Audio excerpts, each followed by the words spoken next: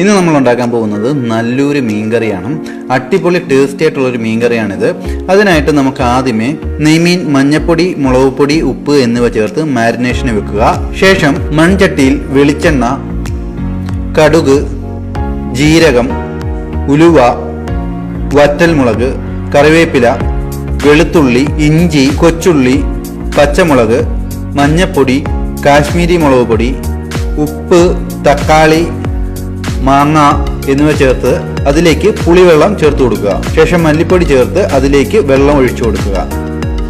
ശേഷം നന്നായി ഇളക്കി അടച്ചു വെച്ച് തിളപ്പിക്കുക. തിളച്ചു വരുമ്പോൾ അതിലേക്ക് മാരിനേറ്റ് ചെയ്ത മീൻ ഇട്ടു കൊടുക്കുക. ശേഷം വീണ്ടും അടച്ചു വെച്ച് 20 മിനിറ്റ് വേവിക്കുക. അപ്പോൾ നമ്മുടെ നല്ലൊരു മീൻ കറി അടിപൊളിയായിട്ട് കുക്കായി വന്നിട്ടുണ്ടാകും. നിങ്ങളും ട്രൈ ചെയ്ത് നോക്കുക. ഇങ്ങനെയുള്ള നല്ല നല്ല വീഡിയോസ് കാണുവാൻ മറക്കാതെ നമ്മുടെ ചാനൽ സബ്സ്ക്രൈബ് ചെയ്യുക.